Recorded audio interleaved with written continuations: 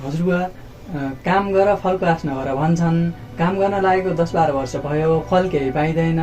यो काम गर फलको आश नगर भने के हो? कसले फल पाएन र बाबु? राम्रोसँग पढ्ने विद्यार्थीहरूले पास गरेका छन्, लोकसेवाको नाम निकालेका छन्, जागिरी खाएकै छन्।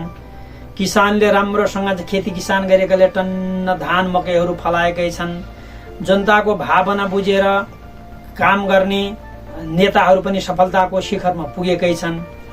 यो काम फल नपाउने भने जस्तो लाग्दैन। तर तिम्रो प्रश्न अति गम्भीर छ, महत्त्वपूर्ण प्रश्न हो यो। यो प्रश्नको उत्तर सामान्यतः म गीताका माध्यमबाट दिन्छु।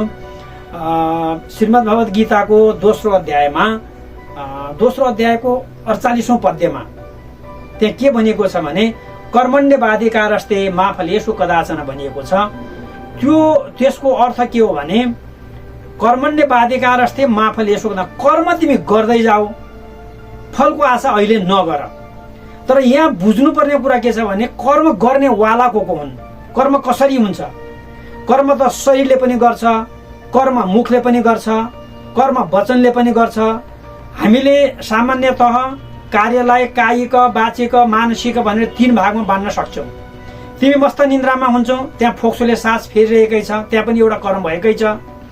तिम्रो मनले अनेक प्रकारका राम्रा कुराहरू वा नराम्रा कुराहरू पनि सोचिरहेको हुन्छ, त्यो पनि मनले गरेको कर्म नै हो।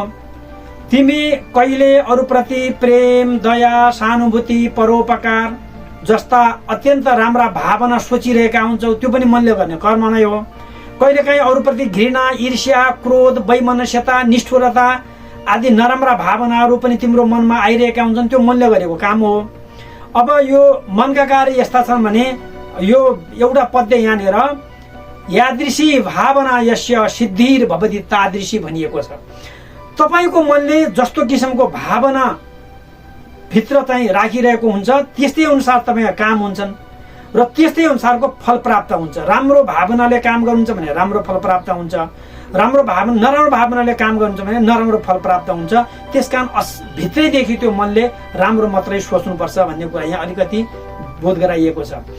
अब अरूका मनमा बिजाउने कठोर वचनहरू बोल्ने, अपमानजनक शब्दहरू बोल्ने, अर्काको अस्तित्वलाई आघात बनाउने खालका बानीहरू बोल्ने, यो मनका के अरे मुखका कर्म हुन्, वचनका कर्म हुन्। यसले न त आफ्नो भलो गर्छ न त अर्काको भलो गर्छ। तपाईँ फल प्राप्त गर्नै सक्नुहुन्न।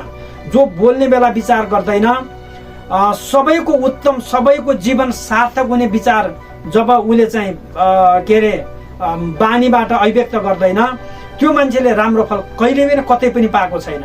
अब अर्को शरीरले गर्ने कर्महरू छन् कि अर्काको हितका लागि, सुखका लागि, समृद्धिका लागि, आरोग्यकताका लागि तपाईको मुखबाट निस्केका बानीहरू अमृत भएर जान्छन्, अमृतमय हुन्छन् र तपाईँ फल पनि अत्यन्त राम्रो पाउनुहुन्छ। त्यसकारण जहिले पनि बानीलाई अत्यन्त ध्यान दिनु नितान्त आवश्यक छ। अब अर्को कुरा छ कायिक कर्महरू, शरीरले गर्ने कर्महरू। बिहान उठेदेखि साँझ निदाउनुभन्दा अगाडि जतिहरू कर्म गरिन्छन् तपाईको शरीरले गरेका कर्म हुन्। ती शरीरले गरेका कर्मबाट पनि केही न केही फल प्राप्त भइरहेको हुन्छ। जस्तै अब मानौ तिम्रो मनले र शरीरले गरेका सबै कार्यबाट तिमीले प्रत्यक्ष वा परोक्ष फल पाइरहेका हुन्छौ। तिमीले जस्तो मनले, जस्तो वचनले, जस्तो शरीरले काम गर्छौ त्यस्तै प्रकारको फल पाइरहेका हुन्छौ। त्यो पाइला पाइलामा त्यो फल देखिएको हुन्छ, अनुभव नगर्नु फरक कुरा हो। पवित्र मनले, परोपकारी भावनाले, एउटा कर्तव्यनिष्ठ भएर काम गर्दै जाऊ, त्यसमा सफलताको शिखर त अवश्य चुम्न सकिन्छ, त्यो गाह्रै केही छैन। गीतामा श्रीकृष्णले क्रियमान कर्म, सञ्चित कर्म र प्रारब्ध कर्म 3टा कर्मको उल्लेख गर्नुभएको छ। क्रियमान कर्म यो निरन्तर चलिरहने कर्म हो, बिहानदेखि साँझमा यो चलिरहन्छ यो कर्म। त यी कर्म कस्ता हुन्छन् भने केही त अहिले नै फल भोग्ने, अहिले खाना पकायो अहिले खाना पाइहालिन्छ, पाकेको फल ल्यायो काट्यो अहिले खाना पाइहालिन्छ, फल अहिले प्राप्त भयो। तर केही यस्ता कर्म हुन्छन् जसलाई हामी सञ्चित कर्म भन्छौँ। जस्तै आज बिउ रोप्यो, त्यो बिउले अहिले फल दिँदैन, गहुँको बिउ भयो, मकैको बिउ भयो, आमको बिउ भयो, सुन्तलाको बिउ भयो, यो बीजहरू एउटा निश्चित समयावधिमा मात्रै फल्छन् र त्यो फल प्राप्त गर्नलाई केही समय पर्खिनु पर्ने हुन्छ।